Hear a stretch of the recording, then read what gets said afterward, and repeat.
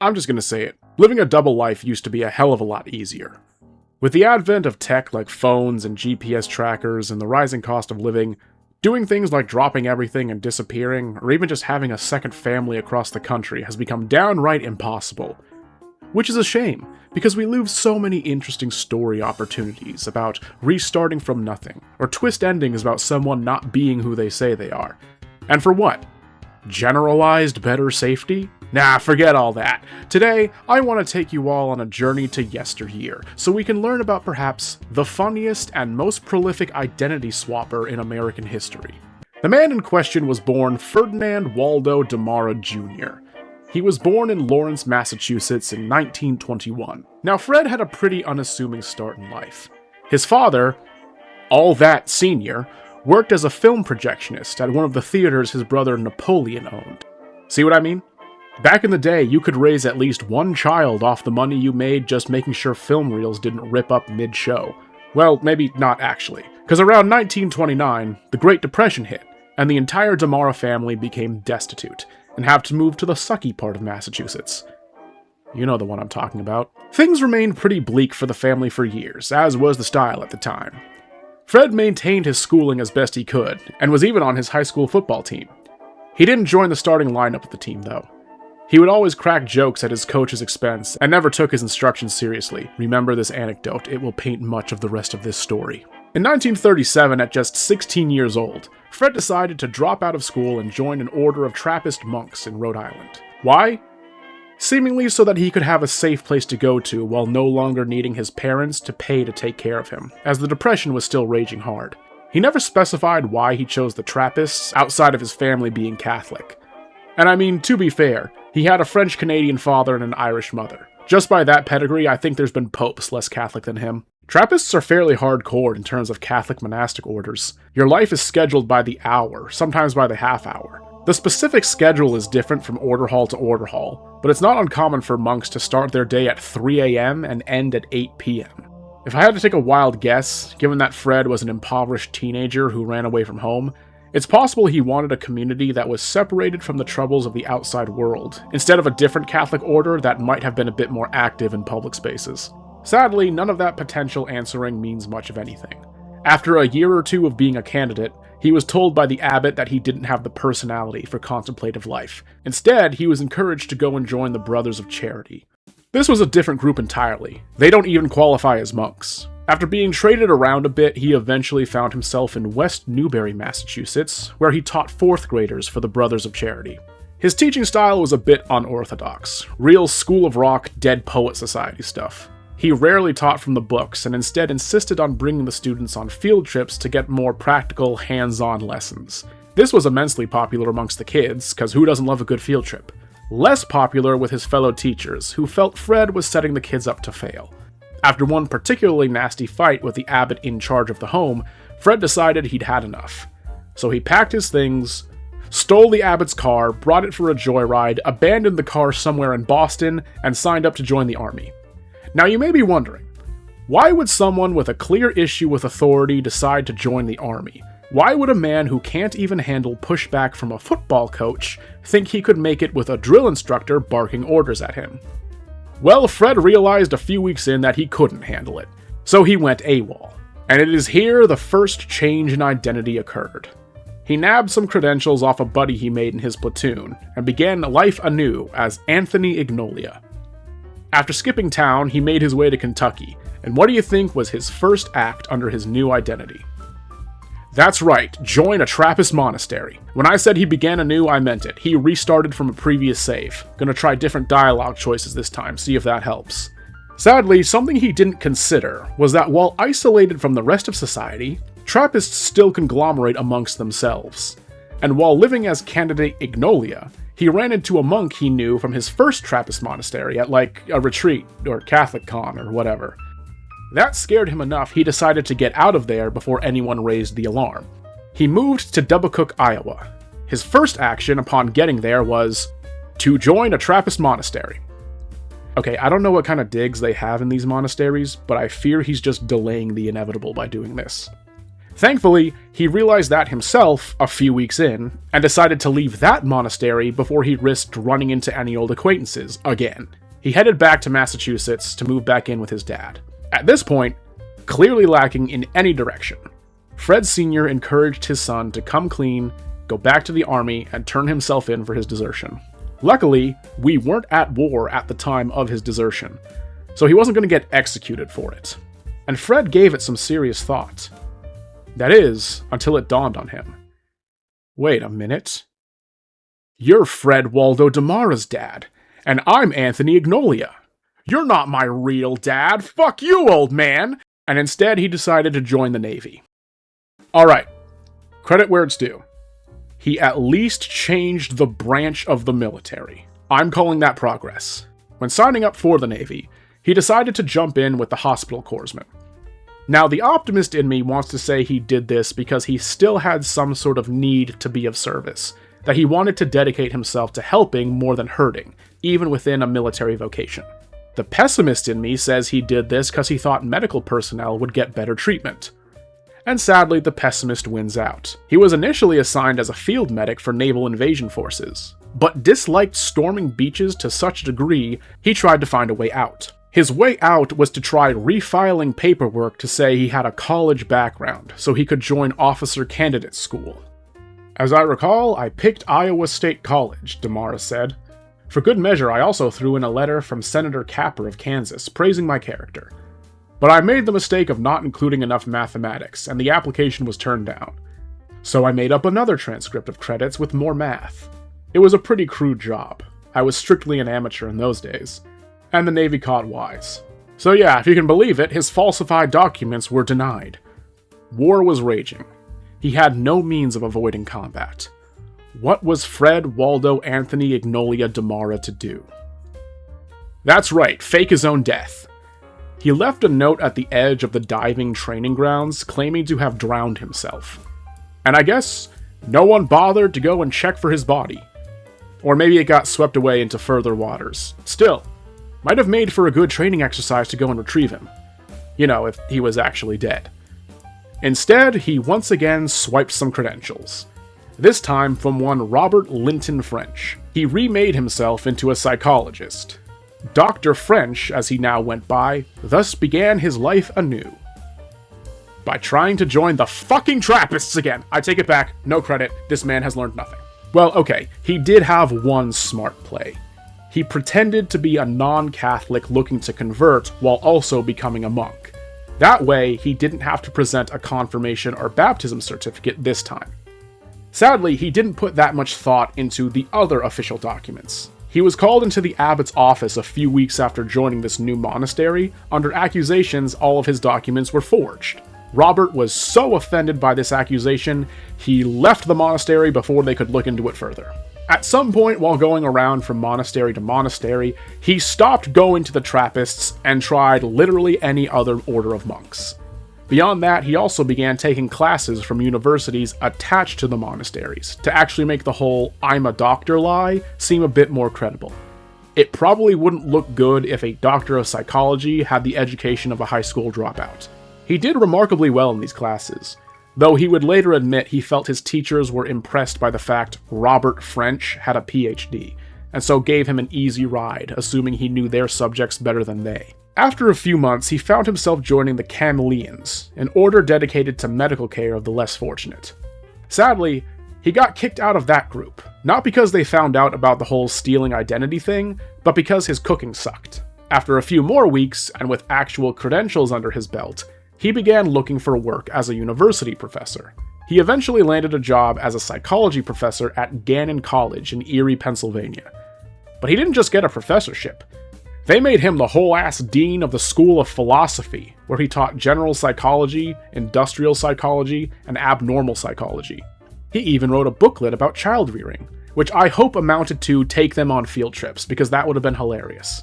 He left the school after what was described as an unfortunate incident involving forged checks. Old habits die hard. Dr. Robert jumped around a bit more, spent a small bit of time as an orderly in a sanatorium in LA before joining a completely new order of monks, this time under the Benedictine umbrella instead of Trappists. He eventually settled down as a professor of psychology at St. Martin's College near Olympia, Washington. And it was in Washington, literally as far from the place of his birth as he could get without a passport, that Robert finally felt at ease. He made good money. He was loved by his colleagues and students. He even made a good couple of friends. Hell, the sheriff of Thurston County, Frank Tamblin, deputized him so he could enforce laws around campus, which probably made it incredibly awkward when that same sheriff arrived at the college one day with a warrant. Going to the sheriff's office, Dr. Robert was met by 2 FBI agents, who greeted him with a "Hello, Ferdinand." The jig was up. After being brought to the Naval Disciplinary Barracks in San Pedro, California, Fred tried his hand at being a lawyer. Sadly, he had an idiot for a client who went and deserted and stole multiple identities and also tried to represent himself. So he lost the case and had to serve 18 months for desertion. While incarcerated, the Army came by and formally gave him a dishonorable discharge. After his release, he went back to Lawrence to live with his family. Thankfully, the Great Depression was over by this point, so they weren't destitute anymore. So, the worst came to pass. Everything Fred had been running from caught up to him. He served his time. There were no wars to be fought, no economic disasters to run from. What was he to do? Steal someone else's identity, of course. Using the pamphlets and other information packets at the various colleges he worked and studied at, he settled on taking the identity of Professor Cecil Hammond, a biologist at Ashbury College. This particular one is funny, because years after taking the identity, the registrar at Ashbury asked Fred how he managed to fool them into handing over all Hammond's credentials. He said if he were given 10 days, he could do the same to any professor, but he did not specify further.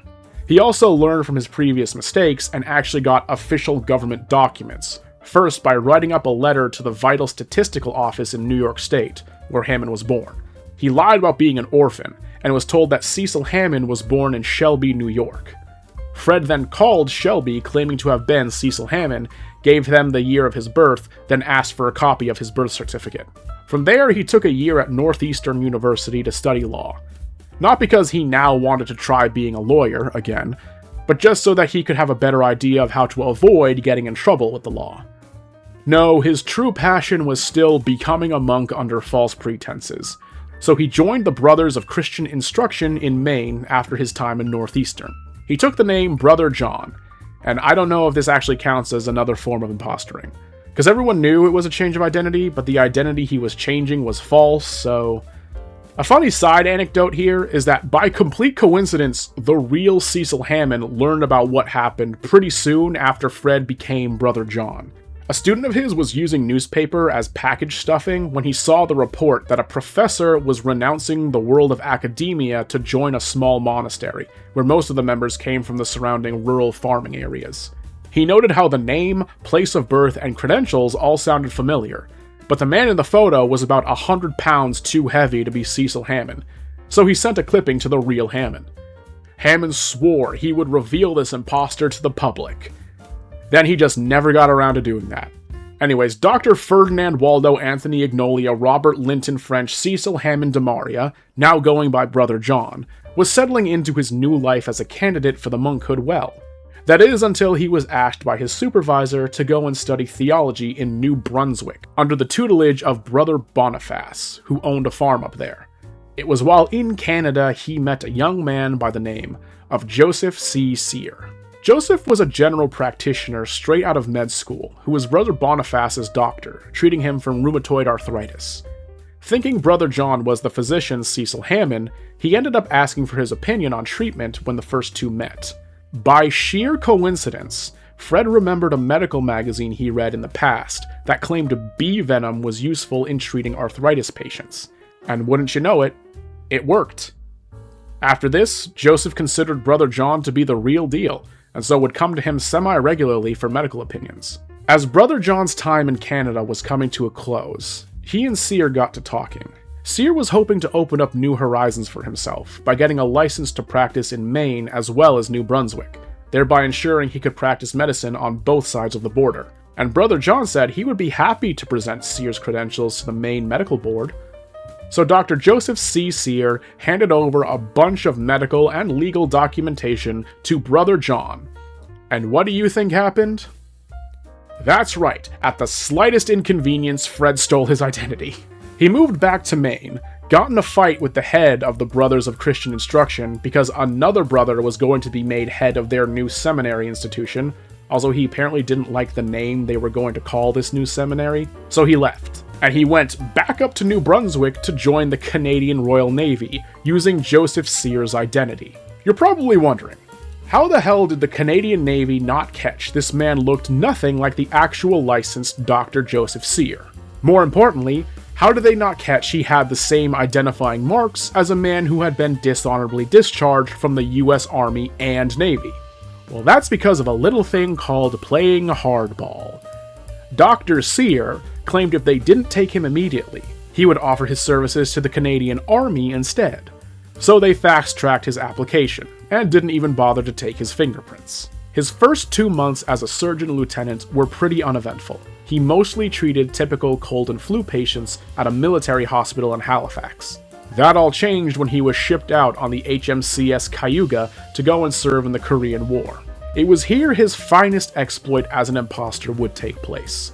While stationed near Chinapo, a South Korean soldier was brought aboard the Cayuga with a bullet less than an inch from his heart, and Dr. Sear was the only medical professional on board with the credentials to move it. And the son of a bitch actually managed it. Not only that, he managed to play off being a doctor remarkably well in other instances. He pulled a bad tooth from the captain after binging a book on dentistry the night before. He even saved a separate Korean soldier's life by collapsing his lung. I remind you, his only formal medical training was as a psychologist. Over the course of about 2 months, Dr. Sear had rendered life-saving surgery and medical care to nearly a dozen people in both South Korea and Japan. Sadly, this great act of his would also end up being his undoing. In November of 1951, the captain of the Cayuga got a radio message declaring the doctor on their ship was an imposter. At first, Captain Plummer thought the office had screwed up. He even disregarded the order to send Sear back to Canada. He fully planned to wait a day or two and pretend an internal investigation found Sear was legitimate. Unfortunately, after being sent more evidence, Captain Plummer was forced to comply. The military had run a PR news story on the impeccable work of one Dr. Joseph Sear in his duty as a field surgeon in the Korean War. It went so far as to claim he deserved a commendation for excellence. The real Joseph Sear had caught wind of the story after his mother saw it on a news broadcast. The real Sear reported that the man on the Cayuga was an imposter who had gone by Brother John when they met a few months back. Reporters who picked up the story contacted the Brothers of Charity in Maine, and found the man in the photos was Brother John, who had come to them as Cecil Hammond. Not only that, the real Cecil Hammond finally got off his ass and reported the man going under his name looked like a man he had heard got kicked out of St. Louis University for cheating. The names were all gone, and Fred Demara was back. Once back in Canada, Fred found there were no serious charges being raised against him. See, they only knew he signed on under a fake name. They didn't know he was impersonating a medical professional. And since at least a portion of the blame on how an imposter was able to become a lieutenant on an official Canadian destroyer fell on the recruiters fast-tracking his application and ignoring all the red tape, they were all too happy to swipe this whole thing under the rug with as little fanfare as possible. And Fred was all too happy to comply. So they stripped him of rank, honorably discharged him, paid him the salary he had accumulated as a surgeon lieutenant, drove him to the border between Canada and Washington State, and requested he please leave the country and never come back. For Fred's part, he didn't have many regrets. The soldiers he served with, including Captain Plummer, still held him in high esteem, even sending him well wishes and Christmas cards after his trickery was found out. His sole regret was that, while in Halifax, he had met a nurse who he fell in love with. Fred had always attempted to keep his friendships with those he met while an imposter at least partially at arm's length. He feared getting too close would mean that they would get hurt when he inevitably had to leave.